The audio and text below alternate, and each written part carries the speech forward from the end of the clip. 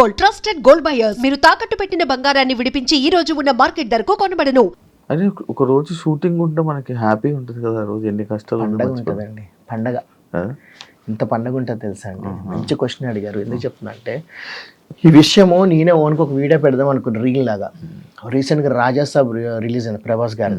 ఆ cinema release అయినా అంటే పొద్దున్న రిలీజ్ నైట్ అది బెనిఫిట్ చేయడం అని చూసి కొంతమంది చెత్త ఓపెన్ చెప్తున్నా వాళ్ళకి ఇష్టం వచ్చినట్టుగా ఒక వీడియో పెడతారు. సినిమా ఇట్లా ఉంది, అట్లా ఉంది, ఇట్లుంది, ఇట్లుంది అని చెప్పి దాని తగ్గట్టు థంబ్నెయిల్స్ కూడా చాలా చండాలంగా పెడతారు. ఆ సినిమాకి ఎన్నో కోట్లు పెట్టి తీశారు. అందులో ఎంతమంది ఆర్టిస్టులు పనిచేస్తుంటారు, ఎంతమంది టెక్నీషియన్స్ పనిచేస్తుంటారు, వాళ్ళందరికీ ఎన్ని రోజులు ఫుడ్ వచ్చి ఉంటుంది. ఆ బొక్కగాడు 4 సంవత్సరాలు తీశాడంటే ఈ బొక్కలో సినిమా అని అన్నాడు. 4 సంవత్సరాల నుంచి ఎంతమంది జూనియర్ ఆర్టిస్టులు కానీ, ఎంతమంది క్యారెక్టర్ ఆర్టిస్టులు, ఎంతమంది నాలాంటి చిన్న ఆర్టిస్టులు కానీ చేస్తుంటారు. ఇన్ని రోజులు మాకు ఫుడ్ వచ్చి ఉంటుంది. అదెందుకు ఆలోచించరు? అలా తిట్టకూడదు కదా. నీకు నిజంగా దమ్ముంటే నువ్వు అటువంటి సినిమా తీయు. ఈ రోజులో సినిమాలు యూట్యూబ్లో షార్ట్ ఫిల్మ్ నీ చేతిలో మొబైల్ తీసుకొని పెట్టొచ్చు. రివ్యూ ఇచ్చే హక్కు ఎవరిచ్చారని అడుగుతా నేను. మీరు రివ్యూ నిరుద్దాం 100% నిరుద్దాం. మా ఇంట్లో మా పిల్లలు వాళ్ళు ఏదైనా ఒక సినిమా చూస్తారంటే మా వైఫ్ కూడా ఈ సినిమా చూడొద్దు, అది బాగాలేదంటే అని అంటారు. ఇట్లా వెంట రివ్యూస్ చూసినట్టు నాకు చెప్పకు. సినిమా నచ్చితే వెళ్దాం, ఒక హీరో అభిమానం మీద వెళ్దాం, చూద్దాం బాగుందా లేదో తర్వాత సంగతి. నీకు నచ్చలేదు అనుకో, నాకు నచ్చలేదండి అంట. శివ అందరికీ నచ్చక్కర్లేదు, కొంతమందికి నచ్చుతాడు. హరికృష్ణ అందరికీ నచ్చక్కర్లేదు, కొంతమంది నచ్చుతారు. నన్ను 100 మంది తిట్టొచ్చు, 10 మంది పొగడొచ్చు, పక్కన పెట్టి నేను శివ తెలుగున్నా, శివ నా తెలుగున్నా నాకు కావాలంటాను. సినిమా నాకు నచ్చొచ్చండి. రాజసాబ్ కొంతమంది నచ్చింది, నువ్వు నచ్చలే అంటే ఇప్పుడు నేను వెళ్ళలేదు సినిమాకి. ఒక మాట, మా పిల్లలకు ప్రభాస్ అని చాలా ఇష్టము, నేను ఆయన అంటే నాకు అభిమానమే. వెళ్దాం అనుకుంటే మా వైఫ్ అంతా సినిమా బాగా డబ్బులు దండగా ఎందుకు వెళ్ళడం అనింది. దానివల్ల ఆగిపోయాం కదా. మా నలుగురి వల్ల 200, 300 వచ్చే ఒక ఇన్కమ్. ఇలా ఎంతమంది పోతుందండి? కొన్ని కోట్ల మంది సినిమాకి వెళ్ళరు. ఎవరి క్లాస్ అండి? ఇండస్ట్రీ ఉన్న వాళ్ళ క్లాస్ కదా, ప్రొడ్యూసర్ క్లాస్ కదా. వీళ్ళు ఎందుకు అంత ఓవర్గా చెప్పడం? అంటే ఇప్పుడు ఏమైందంటే సోషల్ మీడియాలో plus or minus, I need to go, ఎక్కడన్నా తెర ముందు కనపడిపోవాలి, నేను హైలైట్ అయిపోవాలి. రేపు పొద్దున ఎవరైతే సినిమా బాగాలేదు అంటారో వాడికి మళ్ళీ కెమెరా పట్టుకెళ్ళి వీళ్ళు కూడా తీసుకెళ్ళి ఆడికి ఇంత మైక్ ముడ్లో పెట్టి నా మంచి మాటలు. ఎందుకంటే చాలా రివ్యూన కోపం పెట్టి ఆడు ఇంకా గుచ్చి అడుగుతాడు, ఆడు ఇంకా ఓవర్ యాక్టింగ్ అది ఇది అని చెప్తాడు. ఎందుకు అంత రెచ్చగొడతారు జనాల్ని? ఎందుకు వాడు రెచ్చగొట్టి బ్యాడ్ వర్డ్స్ యూస్ చేసి ఆ సినిమా గురించి బ్యాడ్గా చెప్పిన వాడిని ఎందుకు మళ్ళీ చేస్తే నాకు బాధ అనిపిస్తుంది. ఇప్పుడు నార్మల్గా మీరు ఒక సినిమాకి వెళ్ళాలి, సినిమా వెళ్ళే ముందు ఎలా ఉంది ఏంటి అని చూడరా? ఇప్పుడు కొంతమంది హీరోని చూసి వెళ్తారు, కొంతమంది డైరెక్టర్ని చూసి వెళ్తారు, కొంతమంది స్టోరీ విన్నారు అని కొంతమంది వెళ్తారు, కొంత రివ్యూస్ చూసి వెళ్తారు, కొంత రివ్యూస్ చూసి వెళ్ళకుండా కూడా ఎక్కువ మంది ఉన్నారు. రివ్యూస్ చూసి వెళ్ళకుండా చాలా మంది ఉన్నారు. 100 మందిలో 90 మంది ఈ మధ్య రివ్యూస్ చూసి వెళ్ళట్లేదు. ఒకప్పుడు అలా ఉండేది కాదు కదండి. వాళ్ళ డబ్బులని వాళ్ళకి రావాలి కదా. ఒక సినిమా వాడిగా చెప్తున్నా, ఇది సంవత్సరానికి ఉన్నా చెప్తున్నా. ఎందుకు నీకు ఎవరిచ్చారు హక్కు? రివ్యూ ఇచ్చే హక్కు ఎవరిచ్చారండి? ఎవరు దేని గురించి మాట్లాడు. సినిమా బాగాలేని చెప్పవచ్చు వాళ్ళు ఇష్టం వచ్చినట్టుగా.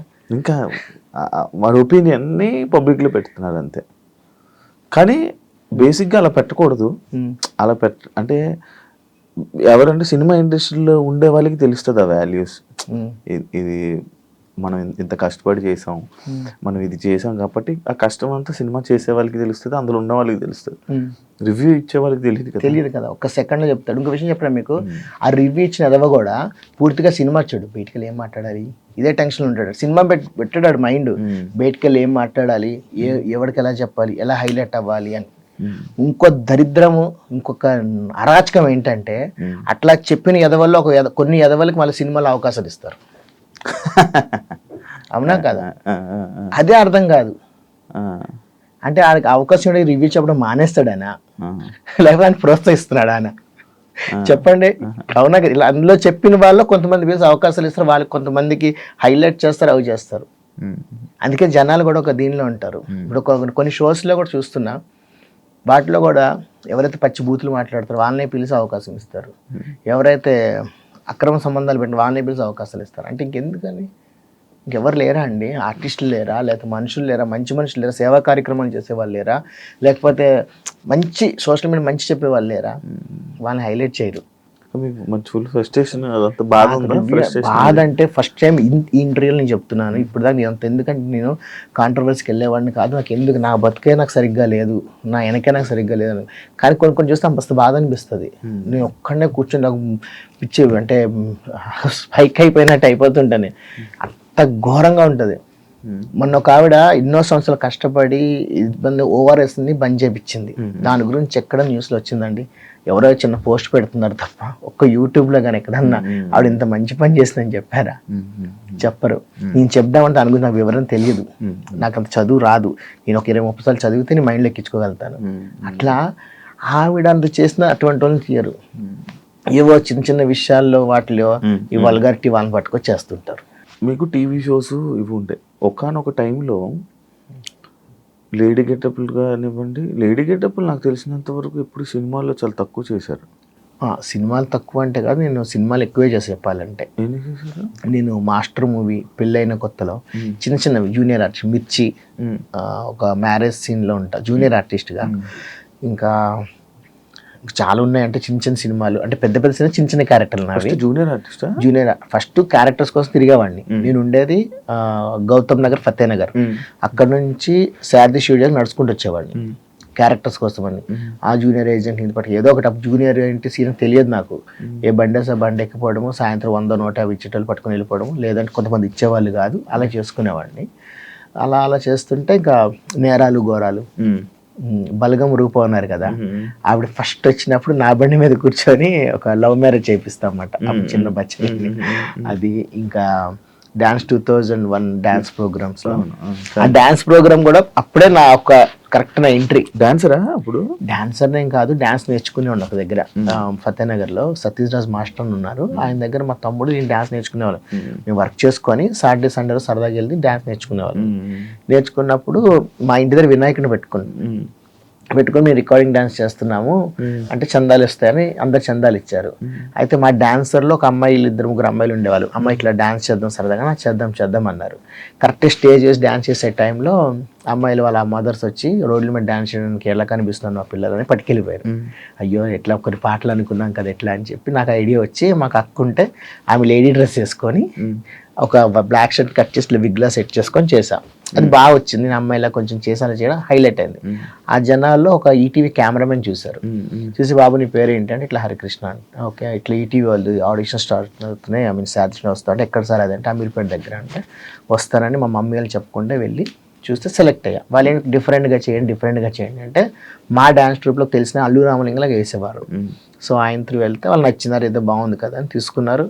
3 times ఫస్ట్ విన్నారు ఉదయభాను గారి యాంకర్. నాకు అది హ్యాపీ అనిపించింది. ఇంకా అప్పటి నుంచి ఇంకా ఇంట్రెస్ట్ చిన్నప్పుడు ఇంట్రెస్ట్, ఇంకా వద్దాం ఇంకా మమ్మీ వాళ్ళు తెలియకుండా జాబ్కి పని చేసేవాడిని. ఆ పని చేస్తూ అప్పుడప్పుడు డ్యూటీకి వెళ్ళకుండా పరిగెట్టాడు ఇక్కడికి.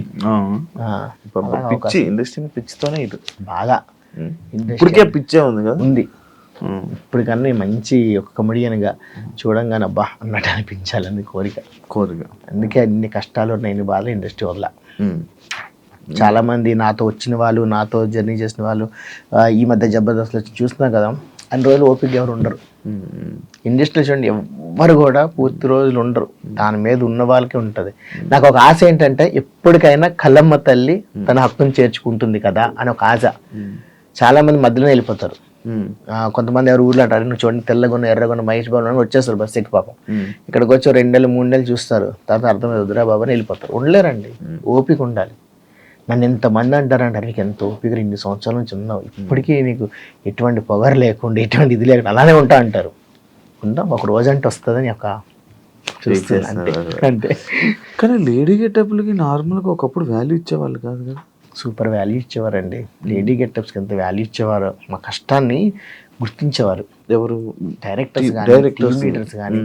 ఒకప్పుడు రోజా గారు, నాగబాబు గారు వాళ్ళు కూడా అనేవారు 4 పిల్లర్స్లో మీరు అంటే. నేను అప్పుడు లేను, అప్పుడు చెప్పిన శాంతి స్వరూపు, వినోదిని, తర్వాత పవన్ ఒక లేడీ గెటప్ ఉండేవాడు, తర్వాత మోహన్ తర్వాత నేను వచ్చేవాడు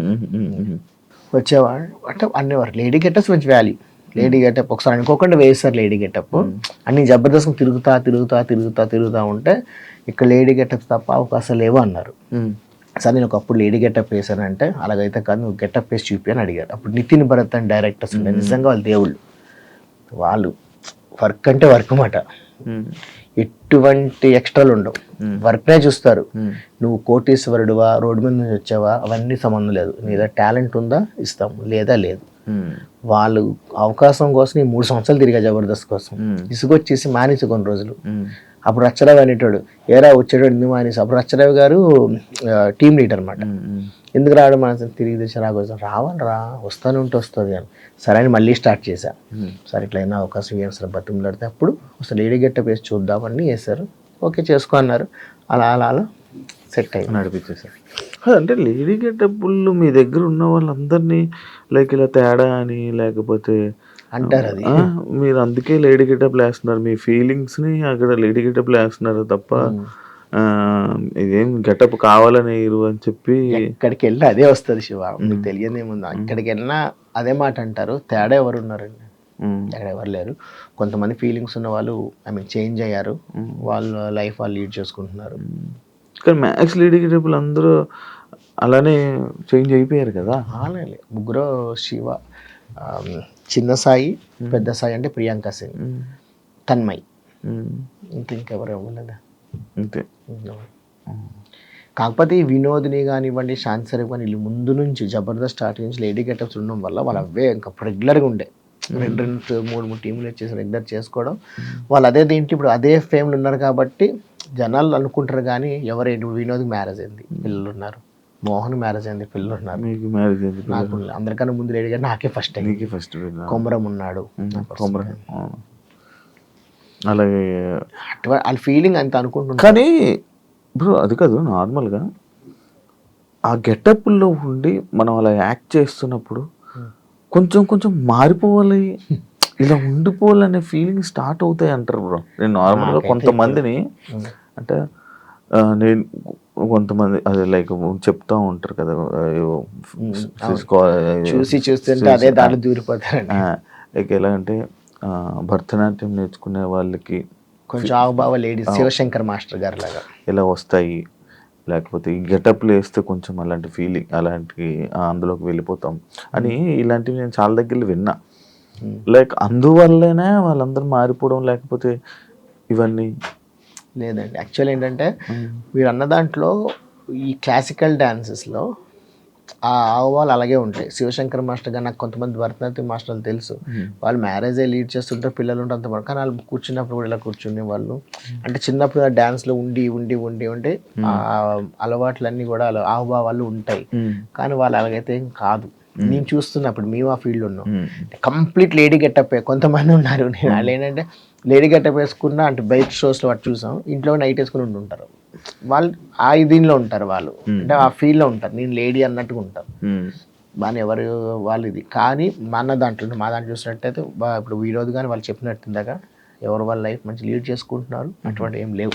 లైక్ అదే నేను ఎందుకు ఇలాంటి క్వశ్చన్ అడుగుతున్నా అంటే నేను ఒక వీడియో చూసాను, లైక్ ఇలా మీ గురించి మాట్లాడటం, లేడీ గెటప్స్ గురించి మాట్లాడటం. ఓకే, అర్థమైంది నాకు. మొన్న అంటే ఒక 2 months బ్యాక్ ఏం జరిగిందంటే ఒక పర్సన్ పేర్లు ఎందుకులే కానీ వాళ్ళు కొద్దిగా ఒక వీడియో రిలీజ్ చేశారు. రిలీజ్ చేసి మీ జబర్దస్త్ సంబంధించి వాళ్ళు లేడీ గెటప్స్, అందులో కొంతమంది పెళ్ళయ్యాయి, మీ పిల్లలు పుట్టారు, మీ మగోలిమి అని చెప్పుకొని బయట తిరుక్కుంటా ఏంటి జిట్లు పెంచుకుంటా చీరలు కట్టుకొని ఈవెంట్లు చేస్తున్నారు, మీకేం సిగ్గులు లేవరా, మా కమ్యూనిటీ వాళ్ళకి పరుగులు తీస్తున్నారు సో అన్నారన్నమాట. అంటే నేను మనోళ్ళు కొంతమంది రియాక్ట్ అవ్వలే, నాకు చెప్తున్నా కదా నాకు ఒక ఫైర్లో ఉంటాను నేను అయ్యా నేను మనోళ్ళు కొంతమంది పంపిస్తే నిన్ను అనలే కదా అన్నారు. ఎవరిని అక్కడ పేరు పెట్టానులే, అందులో నాకు పెళ్ళైన పిల్లలు ఉన్నారు, అలా మీకు పెళ్ళైన కన్నా మరి మీరు ఎందుకు రియాక్ట్ అవ్వరంటే ఎంతోమంది అంటుంటారు పట్టించుకోద్దాం, ఇలా పట్టించుకోవద్దు ఇంకొకరు అంటుంటారు. మళ్ళీ సోషల్ మీడియాలో హైప్ అవుదామని ఇంకా చేస్తుంటారు. ఒక మాట అందాము క్లారిటీ వస్తుందని నేను ఒక కమెంట్ పెట్టా, కమెంట్ డిలీట్ చేసి నాకు ఫోన్ చేయన్నారు. నేను ఎందుకు ఫోన్ చేయాలి, నువ్వే నాకు ఫోన్ చేసి నెంబర్ చేసి చాలా ఘోరంగా తిట్టారు. నన్ను నా భార్యను కూడా తిట్టారు ఆ ఫోన్. నేనమ్మా నువ్వు ఒక దీంట్లో ఉన్న వ్యక్తివి, ఒక కమ్యూనిటీ వ్యక్తివి, నేను ఒక మాట అంటే మిమ్మల్ని అంటే ఏదో పాపాలు శాపాలు అంటారు, అవన్నీ పట్టించుకోను. నేను దేవుడని నమ్ముతాను, మూఢనమ్మకాలు నాకున్నాయి, కర్మను ఫాలో అవుతా. కానీ తిట్టకు, ఫస్ట్ మాట్లాడు. నువ్వు ఇష్టమైన తిట్టడం వల్ల కరెక్ట్ కాదు, మాట్లాడు. అంటే ఏంట్రా నీతో మాట్లాడేది, నేను అది గలీజులు మాట్లాడు, కట్ చేస్తాం మళ్ళీ చేస్తాం, కట్ చేస్తాం మళ్ళీ చేస్తాం. 100 మందికి నా నెంబర్ ఇచ్చారు, రోజు ఫోన్ చేసి రాత్రి అంతా తిరుగుతానే ఉన్నారు వాళ్ళు నన్ను. మామూలు కాదు, ఒక రేంజ్లో అన్నీ రికార్డ్ చేస్తున్నాం. నాకు ఇంకో ఫోన్ నాకు తెలుసు, ఈ ఫోన్ రికార్డ్ చేస్తే ఐఫోన్ రికార్డ్ చేస్తే తెలిసిపోతే ఇంకో ఫోన్ రికార్డ్ చేస్తాను. నేను ఎవరికి పంపించి వాళ్ళకే పంపించు. పంపిస్తే వాళ్ళు ఏం చేయాలంటే మీ ఇష్టం, నాకు వీడియోనే తీయమని సారీ అని చెప్పాను, అంత ఇంకేం చేస్తారు, ఏ కొట్టడా గిట్టడా అవసరం లేదు, నా అంత ఇది నాకు లేదు, వాళ్ళు కొడతాను గిడతాను కూడా అనలేదు, చెప్తున్నా ఏం చూడండి. తర్వాత 2 రోజులు మనకు ఫోన్ చేస్తానే, సారీ తమ్ముడు, నేను అందరిలాగా అనుకుని నువ్వు నీ పద్ధతి వేరే, నువ్వు ఇది వేరే, ఐఎమ్ ఎక్స్ట్రీమ్లీ సారీ, నువ్వు రికార్డ్ చేసావంట కదా మాకు తెలిసింది, అది తెలవడం ఏముంది, నేనేది అందులో ఎప్పటికీ చెప్తున్నామ్మా మాట్లాడి, నీకని ఎక్కువ నేను బూతులు తిట్టా రివర్స్లో, నావి ఉన్నాయి అందులో, కానీ ఎవరు ఏమన్నారో తెలిసిపోతుంది, నువ్వు 10 మాట్లాడి నేను 2 మాట్లాడినపోతే నేను నిజంగా ఒక వేస్ట్ నా కొడుకుని అవుతానమ్మా అనగానే తను ఇదయ్యి సారీ ఇట్లా అని చెప్పి అన్నారు, కథం అయిపోయింది. అంటే ఒక్కొక్కరు ఒక్కొక్కలాగా అంటే ఎవరన్నా హైలైట్ అవ్వాలన్నా, ఎవరన్నా అంటే మంచిగా చెప్పినా హైలైట్ అవ్వచ్చు, చెడ్డగా చెప్పినా హైలైట్ అవ్వచ్చు. హైలైట్ అవ్వడం కోసం ఏదంటే దాన్ని ఇస్తున్నారు ఈ సోషల్ మీడియా. ప్రతి ఒక్కరి చేతిలో మొబైల్ ఉంది, పెట్టడము, ఒకరిని తిట్టుకోవడం, ఆ సంబంధం లేకుండా నాకు నీ మీద కోపం నువ్వు నాకు చెప్పు, నాకు కానీ ఈ సోషల్ మీడియాలో చెప్పి అందరినీ టార్గెట్ చేయడము, అందులో మా వాళ్ళు కొంతమంది దానికి రియాక్ట్ అవ్వకపోవడం, అది తప్పు అంట. మీకు యూనిటీ ఉంటుందా మీ అందరికి? మీ అందరూ గ్రూప్ ఉందా? లేడీ గెటప్స్ అనేది అట్లా ఏముండదు, అంటే అలా మీరు సరదాగా ఫ్రెండ్లీగా పెట్టుకొని ఎప్పుడన్నా మేము కలిసేదైతే, నేను రెగ్యులర్గా ఉండేది మోహన్ ఉన్నాడు, లేడీ గెటప్ మోహన్, రాఘవ టీంలో. అబ్బాయి ఒకప్పుడు చిత్రపురి కాలనీ ఉండేవాడు, తను జబర్దస్త్ అక్కడ షిఫ్ట్ అవుతుంటే అక్కడ ఇల్లు కాల్చేయమంటే రూమ్ లో ఆడ ఎటో పోతున్న వద్దురాని మోతీనగర్ ఏరియా దగ్గరలో, ఐ మీన్ అక్కడ ఒక దగ్గర చూసుకుని ఆడ అక్కడ ఉంటున్నాడు. ఆడు ఉంటే ఇద్దరం క్లోజ్గా ఉంటాం, మా ఇంటికి ఆడ వస్తాడు, నేనంటే సరే అంతవరకే తప్ప ఇంకా మాకంటూ యూనిటీ అని, మాకంటూ కమ్యూనిటీ అని, కమిటీ అని అట్లా ఏం లేదు. షూటింగ్ ఎప్పుడు రిహార్సల్స్ ఉన్నప్పుడు ఇంతమంది కలిసే వాళ్ళు అందరూ సరదాగా దగ్గర లేడీ గెటప్ దగ్గర కూర్చున్నారా, ఎరా మీరు ఆడవాళ్ళ ముచ్చున్నారు సరదాగా అందరూ అట్లా ఉండేది తప్ప అలా ఏం లేదు. మాకంటూ గ్రూప్ సపరేట్ గా అలాంటివి ఏం లేదు, లేదు, మంచిగా కలిసిపోతాం. అంటే లేడీ గెటప్స్ వాళ్ళని నేను కొన్ని విన్నాను అనమాట, లైక్ అబ్బాయిలు మీకు కూడా ట్రై చేయడం, అది కామన్ అయిపోయింది. అంటే మీకు కూడా ట్రై చేయడం, మిమ్మల్ని గోకడము, మిమ్మల్ని పిలవడము, మిమ్మల్ని ఇబ్బంది పెట్టడము, అండ్ నాట్ మీరు మాకు వచ్చారండి, అది అందరికి వచ్చినవి. మీకు వచ్చిందా? ఇన్స్టాలో వాటిలో మెసేజ్ పెడుతుంటారు. అంటే ఇలాంటివి మీరు కూడా ఎదుర్కొన్నారు. కొంతమంది కొన్ని లేడీ గెటప్స్ వాళ్ళు కొంతమంది దగ్గరికి వెళ్తున్నారని కూడా నేను విన్నాను. అది నాకు తెలియదు, అంటే ఎలా తెలియదు మీన్స్ అంటే విన్నా, వాళ్ళు వెళ్తున్నారు లేదని నాకు క్లారిటీ విన్నారు కదా, విన్నా, అది నిజం చూస్తే కానీ నమ్మను, చూస్తే చెప్పగలిగాను.